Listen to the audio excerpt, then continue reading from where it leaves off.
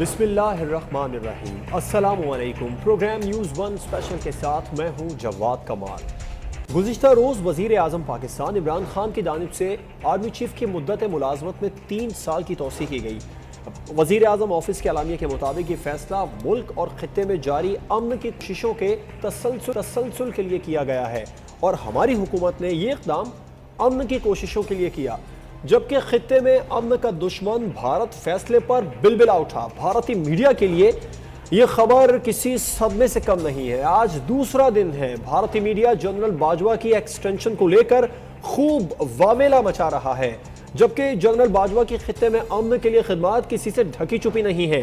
पाक सर जमीन से दहशतगर्दों के खात्मे के लिए उन्होंने ऑपरेशन रद्दुल फसाद शुरू करवाया। उसके बाद असलहे से पाक मुआशरे के इक़दाम और तरक्की के लिए बलूचिस्तान को भी मरकजी हैसियत दी। फिर पाकिस्तान के लिए फौजी सिफारतकारी और फिर जो बदलता आलमी मंजरनामा है उसके मुताबिक सिक्योरिटी पॉलिसी की तश्कील, अफगान सरहद पर बाड़ की तामीर भी सिपह सलार के कारनामों में शामिल हैं।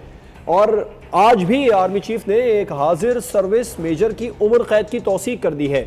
अब इख्तियारात का गलत इस्तेमाल था, उस मेजर पर कोर्ट मार्शल भी किया गया, फिर मुजरिम को नौकरी से बर्खास्त किया, उम्र कैद की सज़ा सुनाकर उसे जेल भेज दिया है। ये इकदाम साबित करता है कि फ़ौज में एहतसाबी निज़ाम को भी बाजवा साहब कितना मजबूत कर रहे हैं, पायदार बना रहे हैं। अब सवाल ये है कि भारत को इस फैसले से क्या तकलीफ है या क्या नुकसान है। भारतीय मीडिया का जनरल बाजवा की एक्सटेंशन पर इतना मनफी रवैया क्यों है। खित्ते के अमन के लिए ये फैसला कितना अहम है और दीगर ममालिक में भी क्या इस तरह के फैसले होते हैं, और अगर होते हैं तो वहाँ इस तरह के फैसलों को किस नज़र से देखा जाता है। क्या हालात जो है वो जनरल बाजवा की एक्सटेंशन के मुतकाजी नहीं थे। अफगानिस्तान के हालात, कश्मीर के हालात, LOC के हालात और खित्ते के अमन के लिए जो फैसला है ये जनरल बाजवा की पॉलिसियों के तसलसल को यकीनी बनाएगा। इस पर बात करेंगे आज के न्यूज़ वन स्पेशल में। इसके अलावा एक और अहम डेवलपमेंट हुई है, जज वीडियो स्कैंडल केस को लेकर उसका फैसला भी महफूज कर लिया गया। 2 से 3 रोज में सुनाया जाएगा। प्रोग्राम के आखिर में इस पर बात करेंगे। हमें ज्वाइन किया इस्लामाबाद से सीनियर सहाफ़ी तज्ज़ियाकार शाहिद मेतला साहब ने। कराची से हमें ज्वाइन कर रहे हैं सीनियर तज्ज़ियाकार ब्रिगेडियर रिटायर्ड हारिस नवाज साहब। आप दोनों मेहमानों का बहुत शुक्रिया। हारिस नवाज साहब, आपसे आगाज़ करता हूँ, किस तरह देखते हैं आप एक्सटेंशन के फैसले को, जनरल बाजवा को बतौर प्रोफेशनल आप कैसे देखते हैं। और ज़रा अब जो जवाब आना शुरू हो गया है पाक फौज की जानिब से भारत को, जो अब से कुछ देर पहले इश्तिहार अंगेज़ी की है, 6 भारतीय फौजियों को जहन्नुम वासिल किया, 2 बंकर्स भी तबाह कर दिए हैं, इस जो पाक फौज का जवाब है इस पर भी ज़रा रिस्पॉन्ड कर दें। देखिए, सबसे पहले मैं यही बात करूँगा कि आपको पता है कि पाकिस्तान फ़ौज जो है टोटल बैटल हार्डेंड है, प्रोफेशनली है, and it is led by an excellent सिपह सलार। और उसके कॉन्ट्री आप देखें, इंडिया में इंडियन जो फ़ौज है वो अनट्रेंड है, अनप्रोफेशनल है, कावर्ड है, और फिर उनको ट्रुप्स को अपने सीनियर लीडरशिप के ऊपर कोई एतमाद नहीं है। आपने सोशल मीडिया पर देखा होगा, और यही शख्साना आपको नज़र आता है कि आज जिस तरीके से हमारी फ़ौज ने इंडिया के 6 सिपाही मारे हैं और 1 ऑफिसर भी है जी, और उसके बाद उनके 2 बंकर्स भी तबाह कर दिए हैं। और इंडियन ने जो फायर करते हैं वो हमारी सिविल पॉपुलेशन पे करते हैं, जिसमें वो 2-3 हमारे बच्चे और औरतें शहीद हुए हैं। हमारा डायलेमा ये है कि पाकिस्तान के आज़ाद कश्मीर में और इंडिया के ऑक्यूपाइड कश्मीर में दोनों तरफ हमारे कश्मीरी बहन भाई हैं। So we are very concern कि कोई सिविलियन कैजुअल्टी ना हो, इसलिए हम इनका फ़ौजी नुकसान करते हैं, इनके फ़ौजी मारते हैं और ये अपने फ़ौजियों को छोड़ के चले जाते हैं। तो एक तो ये उनको वार्निंग दे दी है कि कभी भी पाकिस्तान से मिस एडवेंचर नहीं करें। सेकंड देखिए, जनरल फौजा वाला is a very professional officer, मैं पर्सनली जानता हूँ क्योंकि मैंने NDU और जनरल बाजवा ने वॉर कोर्स हमने इकट्ठा किया हुआ है। मैं उस वक्त से इनको जानता हूँ। ही वॉज एक्चुअली प्रोफेशनल और सारे फ़ौज के माइलस्टोन उन्होंने पूरे किए हैं, चाहे वो इन्फेंट्री स्कूल में इंस्ट्रक्टर रहे हैं, फिर स्टाफ कॉलेज में इंस्ट्रक्टर रहे हैं, NDU में इंस्ट्रक्टर रहे हैं, फिर उसके बाद नॉर्दर्न ईस्ट के फोर्स कमांडर रहे हैं, फिर पिंडी कोर जो सबसे बड़ी कोर है और जो लाइन ऑफ कंट्रोल और कश्मीर के एरिया को पूरे कवर करती है उसके वो कमांडर रहे हैं। So he has a thorough knowledge of entire ये लाइन ऑफ कंट्रोल का जो एरिया है right up to northern area. तो एक तो ये बात है। फिर उसके बाद जब से वो चीफ आर्मी स्टाफ बने हैं, वी नो कि कितने चैलेंजेस थे और उन्होंने किस खुशनुबी से उनको पूरा किया है। इसमें चाहे आप बात कर लें रद्दुल फसाद जो शुरू हुआ, उससे पहले ज़रब अज़ था, वो कंप्लीट कर लिया, ऑलमोस्ट कंप्लीट कर लिया। बलूचिस्तान से काफ़ी लोगों को पहाड़ से उतार के मेन स्ट्रीम में ले आए हैं, वहाँ तकरीबन इंसर्जेंसी अब ख़त्म हो चुकी है। फिर फेंसिंग का आपने खुद जिक्र किया कि ये एक बहुत बड़ा आम है जो अभी कर भी रहे हैं, ये काम कर रहे हैं। फिर साथ जो सबसे बड़ा क्रेडिट उनको जाता है कि उन्होंने मिलिट्री डिप्लोमेसी के साथ बहुत ज़्यादा उन्होंने मिलिट्री डिप्लोमेसी भी की है। उनके पर्सनल रिलेशनशिप है बहुत ज़्यादा मिडिल ईस्टर्न कंट्रीज़ के साथ। आप अबू धाबी की बात करें, वहाँ विज़िट किया, यूएई की बात कर लें, सऊदी अरब में बहुत ज़्यादा उनका असर रसूख था। उसके बाद अभी जब वो अमेरिका गए हैं तो जिस तरीके से अमेरिकन ने उनको रिसेप्शन दिया है और 21 गन सैल्यूट जो कभी नहीं होता वो उन्होंने दिया है। फिर उनके जो chairman joint chiefs of staff हैं, फिर उसके बाद चीफ ऑफ स्टाफ थे उनके, फिर सेनेटर ने उनको बड़ा ही अप्रिशिएट किया कि किस तरह उन्होंने अमेरिका के और पाकिस्तान के ताल्लुकात अच्छे करने में मिलिट्री रिलेशनशिप बेहतर किए हैं। आपको याद होगा जब ट्रंप ने ट्वीट किए थे तो यहाँ तक कहा था, बहुत पाकिस्तान की बात की, ये भी कहा डू मोर की। उस वक्त जल्दबाजी ने कही no more, no whatever we have done, now it is American time to do it. तो इस लिहाज से अगर आप देखें तो उनकी बहुत अचीवमेंट्स हैं। और फिर एक और जो इम्पॉर्टेंट बात है कि पाकिस्तान 26 फरवरी से ले कर आज तक हालत जंग में है। जिस तरीके से इंडिया को वहाँ पर उनका मुंह काला हुआ, उनको शर्मिंदगी उठानी पड़ी, यहाँ तक कि उनके चीफ आर्मी स्टाफ को वार्निंग शॉट्स दिए कि जी we know and we could have done anything else, लेकिन हम आपको वार्न कर रहे हैं। फिर उनके जहाज़ गिराए, फिर वापस कर दिए। तो हर लिहाज से आप देखें तो इस वक्त पाकिस्तान मिलिट्री ने बहुत ज़्यादा गलबा लिया हुआ है। तो ये उनकी अचीवमेंट है और आई एम श्योर कि this for the basic reason. और फिर इस हमारे खत्ते की इन्वायरमेंट्स हैं, ये बुनियादी वजह है। खत्ते के रिक्वायरमेंट्स पे भी आऊंगा। मित्तल साहब, भारतीय मीडिया का प्रोपेगेंडा क्यों है? अगर आईनी तौर पर देखें तो वजीर आजम ने हालात पर नजर डालते हुए आईनी इख्तियार के तहत आर्मी चीफ की मुद्दत मुलाजमत में तोसी की है और कुछ गलत तो नहीं किया। आप क्या कहेंगे? देखिए जवाब इंडिया को क्या प्रॉब्लम है, भारत का क्यों मसला प्रोपेगेंडा वो कर रहे हैं, इसलिए उनको फिक्र ब्रिगेडियर है। साहब, मैं आपसे भी इसका रिस्पॉन्ड लूंगा। शायद मित्तल साहब आप जरा पहले इसका रिस्पॉन्ड कर लें सर।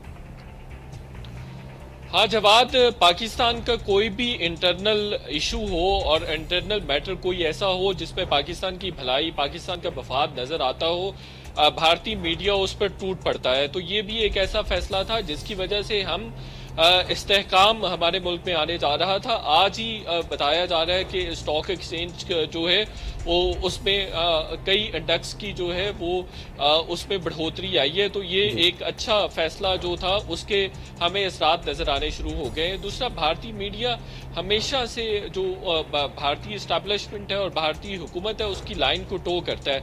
उसकी बहुत सारी एग्जांपल्स हैं। सबसे लेटेस्ट एग्जांपल जो है वो आप ये कश्मीर का इशू देख लीजिए कि कश्मीर के इशू पर कितनी नेगेटिव रिपोर्टिंग की गई। इंडिया के जो बड़े बड़े जर्नलिस्ट थे जिनको समझा जाता था कि वो न्यूट्रलिटी के बहुत बड़े पैगंबर हैं और न्यूट्रलिटी उन पे ख़त्म है, उन तमाम लोगों ने भी ऐसे शर्मनाक और ऐसी काबिल मजम्मत रिपोर्टिंग की है कि उस पर तमाम दुनिया ने उनको लान तान की है। जैसे बरखा दत्त है या और बहुत सारे दूसरे जर्नलिस्ट हैं इंडियंस, उन सब ने इंतहाई अफसोसनाक किरदार अदा किया है कश्मीर के हवाले से।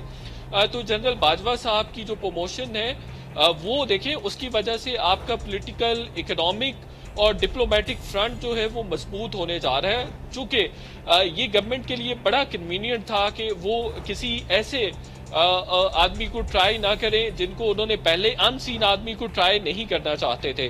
तो ये गवर्नमेंट की जानिब से एक अच्छा फैसला है कि जिनके साथ वो ज़्यादा कंफर्टेबल थे, जिनके साथ एक वर्किंग रिलेशनशिप बन गया हुआ था, तो गवर्नमेंट के लिए बहुत बड़ी प्रायोरिटी, बहुत बड़ी प्रेफरेंस और बहुत बड़ी कंफर्ट थी कि जनरल बाजवा साहब को वो एक्सटेंशन दे देते। एक्सटेंशन बल्कि इसको कंटिन्यूटी कहेंगे, कंटिन्यूशन कहा जा सकता है। उनके बिलीव था, मेरी कोई 2, 2.5, 3 महीने से बात होती रही इसी टॉपिक पे जो गवर्नमेंट फंक्शनरीज हैं उनके साथ। उनका कहना ये था कि बाजवा साहब को हम प्रमोशन एक्सटेंशन देना चाहते हैं, हम चाहते हैं कि वो कंटिन्यू करें। ये अब बाजवा साहब का डिसीजन होगा, हम कन्विंस करने की भी कोशिश करेंगे। उसकी वजह मैंने जब पूछी तो उनका कहना ये था कि वो हमारे लिए जो है बहुत ही हमारे लिए बहुत फैसिलिटेटेड है। वो डिप्लोमेटिक फ्रंट पे बहुत ज़्यादा एक्टिव है और इकोनॉमिक फ्रंट पर वो सेम पेज पर है गवर्नमेंट के साथ। उन्होंने कहा कि कभी भी ऐसा नहीं हुआ कि आर्मी चीफ जो इकोनॉमिक इश्यूज हैं, जो इकोनॉमिक रिफॉर्म्स एजेंडा है, उस पर इस तरह से फैसिलिटेटेड हो, इस तरह से फैसिलिटेट कर रहा हो। तो उन्होंने कहा कि ये हमारी प्रायोरिटी इसलिए भी जनरल बाजवा है कि हमें लगता है कि उनके होते हुए हम मुल्क में बेहतरी कर सकते हैं, बेहतरी ला सकते हैं और हम इकोनॉमिकली भी साउंड और स्ट्रॉन्ग हो सकते हैं। ये गवर्नमेंट की प्रेफरेंसेस में था। इंडियन मीडिया की बात करें तो देखें, इंडियन मीडिया हमेशा से प्रोपेगेंडा और वॉर मोंगर रहा है। अब भी वो वॉर मोंगरिंग कर रहा है, वो LOC की बात हो या अदरवाइज कोई भी बात हो। कश्मीर की बात है तो कश्मीर पर भी वो मुसलसल जो है अपने गवर्नमेंट को, अपने अवाम को जो है मुसलसल पॉइजन फीड कर रहा है और वो चाहता है कि किसी किस्म की जो है अच्छी खासी झड़पें जो है वो अच्छी खासी झड़पें हो जाएं। ठीक है, आपको पॉइंट है। मिर्जा साहब, एक ब्रेक के जाने मुझे जाना होगा, उसके बाद मैं हारिस नवाज साहब से भी। इसके अलावा आर्मी चीफ ने आज हाजिर सर्विस मेजर की उम्र कैद की तौसीक भी की है, तो आर्मी में अकाउंटेबिलिटी सिस्टम को मजीद कितना मजबूत बना रहे हैं, एक ब्रेक के बाद इस पर बात करें।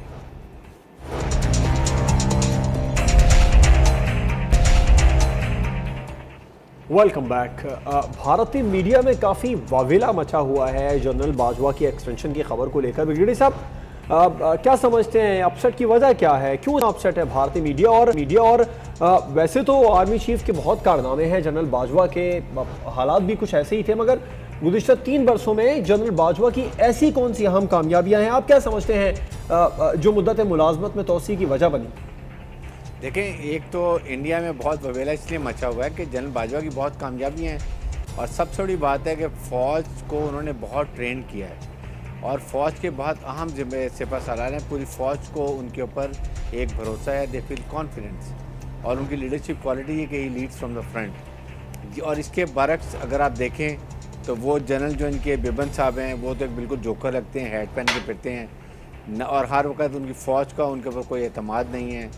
लोग उन सोशल मीडिया पे आप देखें, ये फ़ौज सिर्फ नहाते कश्मीरी औरतों और बच्चों को शहीद कर सकती है, बेसिकली ये। फिर उनको जो जनरल बाजवा ने अफ़गानिस्तान में किया है, आप देखेंगे इंडिया को बिल्कुल आउट हो गया है और पाकिस्तान ने उनको यकीन दिला दिया कि जो पाकिस्तान तालिबान को नेगोशिएटिंग टेबल पर ला के बिठा सकता है, अमेरिकन एडमिनिस्ट्रेशन के साथ वो किया। अभी अफ़गान तालिबान को अफ़गान गवर्नमेंट के साथ बिठाना है। इंडिया को जो $3 बिलियन खर्च किया था वो बाहर बिठा के रख दिया है। फिर इनकी मिलिट्री डिप्लोमेसी बहुत कामयाब रही, जो हमने पहले जिक्र किया था, जिसकी वजह से बहुत इकनॉमिक पाकिस्तान में तरक्की, बाहर से इन्वेस्टमेंट बहुत आई है और इनके पर्सनल कॉन्टेक्स्ट की वजह से आई हैं। और फिर जो इन्होंने अहम किरदार अदा किया, दहशतगर्दी ख़त्म की है, फिर रद्दुल फसाद को ख़त्म किया है। फिर मुल्क के अंदर आपने देखेंगे इस वक्त कितना इस्तेकाम है। गवर्नमेंट इस वक्त, हुकूमत और अवाम एक पेज पर हैं, कौम मुत्तहिद है। ये सारी चीज़ें इनको बहुत क्रेडिट जाता है और यही इंडिया में सफ़े मातम मचा हुआ है। अब अगर 3 साल एक्सटेंशन हो गई है और अगर इंडिया क्योंकि 26 फरवरी के बाद से मौका तलाश कर रहा है, कहीं ना कहीं जो उनको इतने मुंह काला हुआ है उसको बदले लेने के लिए, तो एक कॉन्टीन्यूटी कमांड चल रही है, ये एक सबसे बड़ी वजह है। तो सारी चीज़ों को जो हम देखते हैं तो पता चलता है कि इंडिया को इसलिए प्रॉब्लम है कि we have got one of the best army chief जो कि फ़ौज को बड़े अच्छी तरीके से कमांड कर रहे हैं। एक तो ये वजह है। फिर उसके बाद इंडिया में जिस तरीके से हालात हैं, वहाँ पर इस वक्त कश्मीर में जो हालात आप देख सकते हैं, कश्मीर में जो जुल्म हो रहा है, जैसे कर्फ्यू किया हुआ है, 1,20,000 जो हमारे कश्मीरी भाई बहन हैं उनको एक दिन कैद खाने में बंद किया हुआ है। ये भी उनका ख्याल था कि अब हम लाइन ऑफ कंट्रोल को हॉट करेंगे, दुनिया का टेंशन डाइवर्ट करेंगे। जब उनको ये पता चला कि ये तो पहले कोर कमांडर भी रहे हैं पिंडी तो कोर के, ही अंडरस्टैंड कश्मीर की जो भी इंट्रिकेसीज हैं वो इनको पता है, तो ये भी उनके लिए प्रॉब्लम है। बिल्कुल सारी चीज़ों को हम देखते हैं, फिर पता चल रहा है कि these are the reason why Indian are worried, और उन्होंने वावेला मचाया हुआ है। ठीक है, इस वावेले की वजह जबकि उनको शाहिद में चाहिए ये पाकिस्तान का इंटरनल मामला है। ठीक है, और ऐसे एनवायरमेंट में लड़ाई सर पे खड़ी हो तो कभी भी चेंज ऑफ कमांड नहीं की जाती, बिल्कुल नहीं की जाती। शायद में साहब, आज भी आर्मी चीफ ने एक हाजिर सर्विस मेजर की उम्र कैद की तौसीक की है, इख्तियारात के गलत इस्तेमाल पर एक मेजर का कोर्ट मार्शल किया है, मुजरिम नौकरी से बर्खास्त हुआ, उम्र कैद की सज़ा सुनाकर उसे जेल भेज दिया गया। एहतसाबी निज़ाम कितना मजबूत हो रहा है आर्मी में, आप क्या समझते हैं? अकाउंटेबिलिटी सिस्टम को कितना मजबूत बना रहे हैं जनरल बाजवा फ़ौज में? जवाब पहले मैं वो जो भारतीय मीडिया वाली भी बात जी, जी। करना चाह रहा था कि भारतीय मीडिया जो है इतना तिलमिला क्यों रहा है। देखिए, जो जनरल बाजवा साहब की जो एक्सटेंशन है, इसकी वजह से पॉलिटिकल, जैसे मैंने पहले भी कहा, इसकी वजह से पॉलिटिकल स्टेबिलिटी आएगी मुल्क में, जो कि भारत को किसी भी तरह से गवारा नहीं। पॉलिटिकल स्टेबिलिटी गारंटी होती है कि तमाम दुनिया आपको फोकस करती है, आपको जी। टेंशन देती है, और सबसे बड़ी बात यह है कि फॉरेन डायरेक्ट इन्वेस्टमेंट आती है। एक तो ये बात है। दूसरी बात जो आपने सवाल किया है, देखिए पाक फौज में जो एहतसाब का निज़ाम है वो इंतहाई सॉलिड है, इंतहाई साउंड है। मैं आपको बताऊं कि पिछले कुछ अरसे में 400 जो फौजी एहलकार हैं उनको सजाएं दी जा चुकी हैं। अभी कुछ अर्सा पहले आपने देखा होगा, खबर आई थी कि ब्रिगेडियर जो है रिजवान राजा, उनको सजाए मौत दी गई। एक डॉक्टर थे, उनको सजाए मौत जासूसी के इल्जाम में दी गई, और एक जो 3 स्टार जनरल थे उनको जो है उम्र कैद की सजा दी गई है। तो पाक फौज में, पाक आर्मी में जो कॉन्सेप्ट है अकाउंटेबिलिटी का, वो बहुत ही सख्त है, और पिछले कुछ अरसे में, कुछ सालों में 400 से ज्यादा एहलकार जो हैं उनको सजाएं सुनाई जा चुकी हैं। तो मुस्तकबिल में भी ऐसा होता रहेगा, मुस्तकबिल में भी ऐसा नजर आता रहेगा। बहुत सारी तनकीद भी होती है कि जी आर्मी में कोई एहतसाब का कोई ऐसा सिलसिला नहीं है। मैं बहुत सारे लोगों को जानता हूँ। मेरे खुद एक चचा जो फौजी एहलकार, वो लंडी कोतल में शहीद भी हुए कुछ अर्सा पहले। मैं खुद भी जानता हूं कि इंतहाई सख्त है। अगर किसी की थोड़ी सी भी कंप्लेंट मिलती है तो उसको प्रॉपर इन्वेस्टिगेट किया जाता है। ये किसी भी ऑफिसर की खुशकिस्मती होती है कि वो अगर उस इन्वेस्टिगेशन में क्लियर हो जाता है। बहुत दफ़ा ऐसा हुआ है जो कि हम हमें पता भी नहीं समटाइम्स चलता, कि बहुत सारे जो ब्लास्ट होते हैं या बहुत सारे ऐसे अनटूवर्ड इंसिडेंट्स होते हैं, उनकी भी सजाएं दी जाती हैं, और अच्छे भले ऑफिसर्स को सजाएं दी जाती हैं, और उनको नौकरियों से फारिग कर दिया जाता है। तो जो सिस्टम फौज परसू करती है, जो सिस्टम उनका है, वो कोई भी दूसरा इदारा उसको ना परसू करता है, ना फॉलो करता है, और ना ही स्ट्रिक्टली जो है उसको ओबे करता है। ठीक है हारिस नवाज साहब, दीगर ममालिक भी हैं जहां ऐसे फैसले होते हैं, आर्मी चीफ को तौसीह दी जाती है, वहां इस तरह के फैसलों को कैसे देखा जाता है? देखिए, कोई भी मुल्क में जब भी किसी चीफ आर्मी स्टाफ की या नेवल कमांडर की एक्सटेंशन होती है, नो बडी बॉदर्स, बिकॉज इसे यूनिट का मसला, दे अंडरस्टैंड कि ज़ाहिर है पिकुलर इन्वायरमेंट्स होंगी, somebody should be doing extra ordinary work. मिसाल आपके सामने रशिया की है, वहाँ पर उनके नेवल कमांडर को बहुत अक्सर उनको रखा गया, एक्सटेंशन की गई, बिकॉज वो मैचिंग रिस्पॉन्स तैयार कर रहे थे अमेरिका के ख़िलाफ़। फिर इसी तरह अगर आप चाइना का देखें तो चाइना जो नेवल कमांडर थे उनको 11 साल एक्सटेंशन दी गई। ठीक, 2006 से लेके 2017 तक वो वहाँ पर रहे, और वो he was doing, nobody bothers about it. ये देखना चाहिए कि पेकुलर उस वक्त की प्रिवेलिंग एनवायरनमेंट्स क्या हैं, सिक्योरिटी एनवायरनमेंट्स क्या खिता की कितनी ज़रूरत है उस कमांडर की, और उसके बाद किया जाता है। तो इसी तरह आई थिंक जनरल बाजवा को जो एक्सटेंशन दी गई है इस वक्त बहुत ही अहम थी इस वक्त, और प्राइम मिनिस्टर ने लिखा भी है कि सिक्योरिटी एनवायरनमेंट्स ऐसी हैं, आप हालत जंग में हैं। 26 फरवरी के बाद इंडिया हर वक्त मौका देख रहा है, और भी बहुत हालात ख़राब हैं। इंडिया कश्मीर से टेंशन डाइवर्ट करने के बाद किसी वक्त कुछ भी कर सकता है। ये तो पाकिस्तानी फ़ौज से वो डरते हैं, इसलिए कोशिश नहीं करते हैं। अगर उनको मालूम हो कि पाकिस्तानी फ़ौज कमज़ोर है और वो कामयाबी हासिल कर सकते हैं, 1 मिनट नहीं लगाएंगे। तो इन एनवायरनमेंट में देखते हुए ये बहुत ही अच्छा फैसला और टाइमली फैसला है, और सबको पता भी चल गया है, सारी दुनिया को पता चल गया जल्दबाजी देर फॉर 3 इयर्स, ताकि किसी के दरमियान में कोई मिसकंसेप्शन है ख़ास तौर पे इंडियंस के, तो वो इस वक्त निकल गई होंगी। ठीक है, और मित्तल साहब, अगर कश्मीर की सूरत हाल देखें, अफगानिस्तान के हालात देखें, ख़त्ते में तनाव का माहौल देखें, मुल्क की अंदरूनी सूरत हाल खैर अब तो काफ़ी स्टेबल है, ये सब हालात एक्सटेंशन की रिक्वायरमेंट नहीं कर रहे थे? जी जवाद, इस पर काफ़ी कल भी हम बात कर चुके हैं। बिल्कुल ये जो हालात थे इस बात का तकाजा करते थे कि जनरल बाजवा को कॉन्टीन्यूटी मिलनी चाहिए, उनका जो टेनोर है उसको एक्सटेंड होना चाहिए। आप देख लीजिए कि तमाम जगह पे, तमाम जो दुनिया के कैपिटल्स हैं, जनरल बाजवा ने उनको आउटरीच किया है। इससे पहले इसकी मिसाल नहीं मिलती है। आप ये देख लीजिए कि आपके जितने सिफारतकार हैं, जिनको मैं पिछले 10-11 सालों से मैं कवर कर रहा हूँ, वो ये बात मानते हैं, वो ये बात कहते हैं कि जनरल बाजवा में एक बड़ा शानदार डिप्लोमेट छुपा हुआ है। उनका ये कहना है कि एक बहुत कामयाब डिप्लोमेट भी हैं जनरल बाजवा। इसके अलावा आप बात कीजिए कि जो डिलीवरेंस जो अभी हुई है अमेरिका को पिछले 18-19 साल में नहीं हो सकी है। देखिए तालिबान, अमेरिका ने भी अपनी पोजीशन 18 साल के बाद बदली है। अमेरिका तालिबान के साथ नहीं डायरेक्ट एक ही टेबल पर बैठना चाहता था। पाकिस्तान का और तालिबान का यही स्टांस था कि अमेरिका चूंकि इस वॉर में स्टेक होल्डर है उसको डायरेक्ट बैठना चाहिए। तो अमेरिका जैसे ही बैठा है तो देखें तालिबान जो है वो इस बात पर अग्री हो गए हैं कि वो कोई भी मुआहिदा कर सकें। देखिए ये पाकिस्तान की एक बहुत बड़ी कामयाबी भी बिल्कुल है। पाकिस्तान की बहुत बड़ी कामयाबी है। ब्रेक की तरफ चलते हैं मित्रा साहब, उसके बाद हम बात कर लेंगे जज वीडियो केस की जिसका फैसला महफूज कर लिया गया और 2 से 3 दिन में सुनाया जाएगा। एक ब्रेक के बाद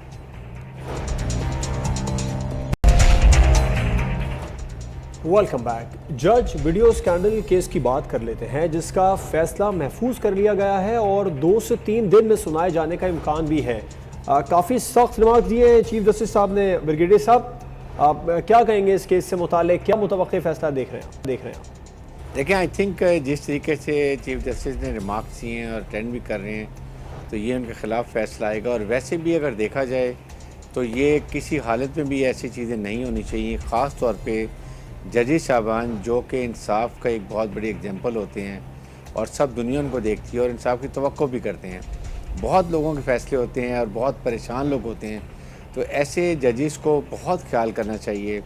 कहीं उनको इसीलिए रिस्ट्रिक्शन होती हैं कि पब्लिक में मिल नहीं सकते लोगों से, प्राइवेट लोगों के घरों में नहीं जा सकते जब तक वो जॉब के अंदर होते हैं।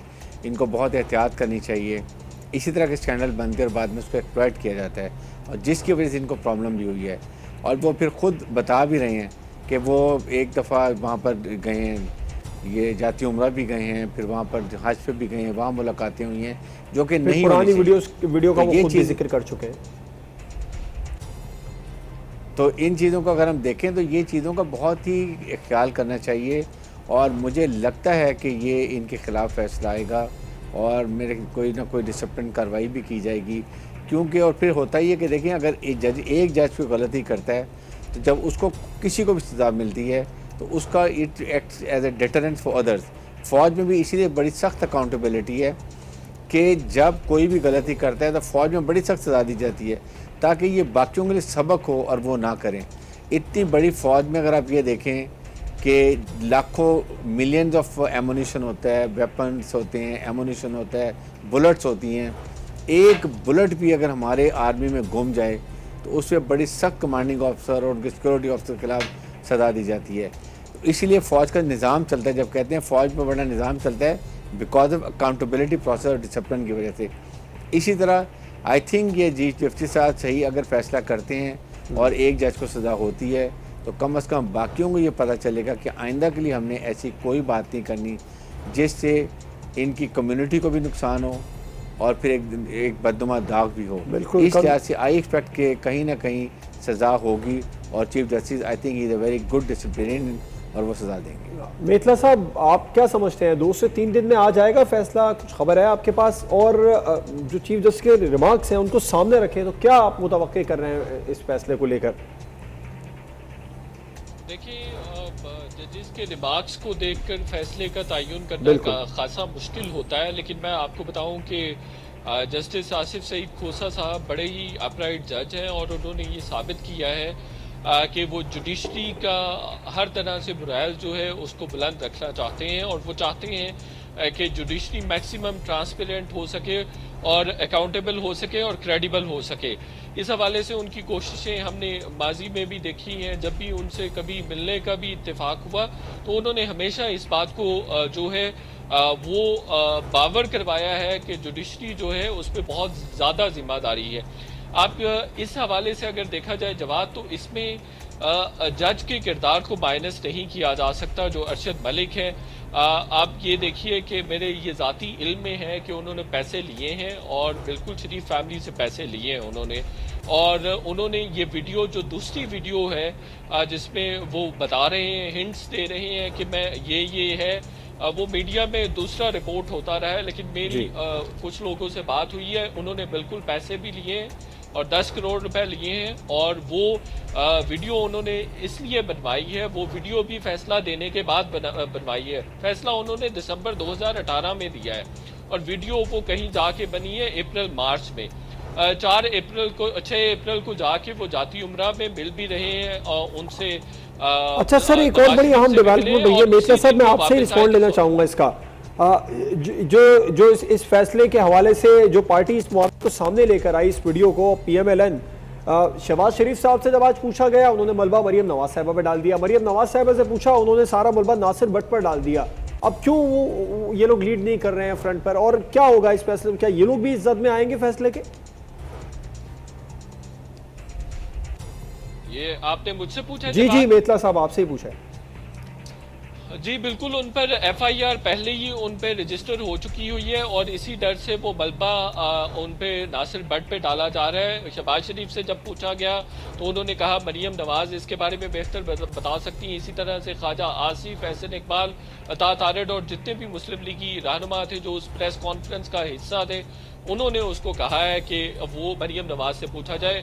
और मरियम नवाज से जब पूछा गया, जबकि उन्होंने तमाम ब्रीफिंग खुद दी कि इस तरह की इनकी वीडियो मौजूद है और ये जो वीडियो है इसमें उन्होंने एतराफ़ किया है कि ये जबरदस्ती दबाव के तहत फैसला करवाया गया। मेरा आर्गूमेंट कंप्लीट हो लेने दें। जी जी सर। और जो FIA की रिपोर्ट है मेरे सामने पड़ी हुई है, इसमें उन्होंने लफ्ज यूज किया है, Maryam Nawaz has attempted to disassociate herself from video. उन्होंने कहा उसने ट्राई की है, कोशिश की है कि ला ताल्लुक हो सकूं, लेकिन वो अपने बयान और अपनी प्रेस कॉन्फ्रेंस की कंट्राडिक्शन कर रही हैं। वो बिल्कुल उनके नोटिस में था, उनके सारा कुछ उन्होंने खुद ये सारा प्लॉट किया हुआ था, वीडियो वाला ड्रामा या वीडियो वाली सारी प्रेस कॉन्फ्रेंस।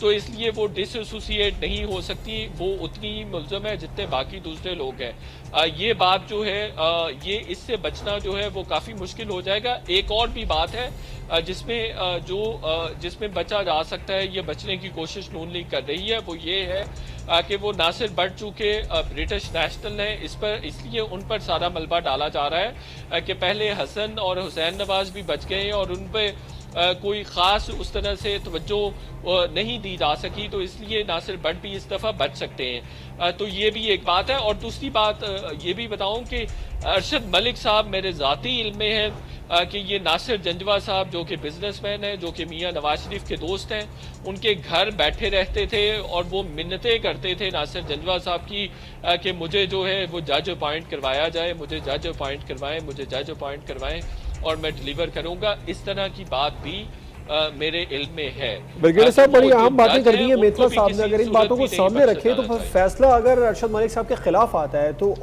वो जो वीडियो सामने आई है उसके बाद से लेकर किए गए फैसले, उन फैसलों का क्या बनेगा?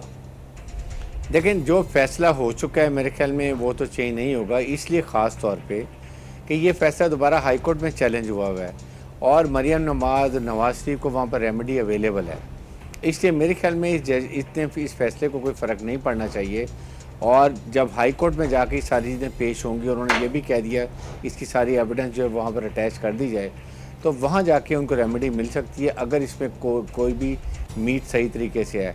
बट आई एम श्योर कि इस वजह से उनको रिलीफ इतनी कम मिलने का चांस है क्योंकि उन्होंने अपने दिफा में कोई भी डिफेंस विटनेस पेश नहीं की सवाए कतरी लेटर के, जो कि वो भी उसको एक्सेप्ट नहीं किया गया। ना तो उन्होंने कोई मनी लॉन्ड्रिंग की बात की है कि यहाँ से पैसा दुबई कैसे गया, वहाँ से फिर किधर पैसा गया, इंग्लैंड कैसे पैसा गया, कहाँ से ख़रीदे गए। 101 चीज़ों में से एक भी चीज़ वो नहीं पेश कर सके अपने दिफा के अंदर।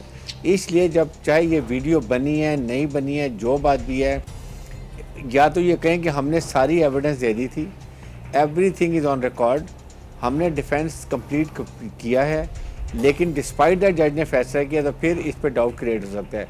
जब आपने कोई एविडेंस नहीं दी है, अपनी सफाई में कोई गवाह नहीं पेश की है, कोई डॉक्यूमेंट आपने प्रोड्यूस नहीं किया है, then you have no reason to say कि जज ने हमारे से ज्यादती की है। हाई कोर्ट में जो केस सुना जाएगा तो वहाँ आई थिंक इसका फैसला हो जाएगा। लेकिन इसके साथ साथ जो लोग इन्वॉल्वमेंट बनाने में इमोरल एक्ट के अंदर जिन्होंने वीडियो बनवाई और उसको ब्लैकमेल किया, I think they will also be accounted for इस केस के अंदर।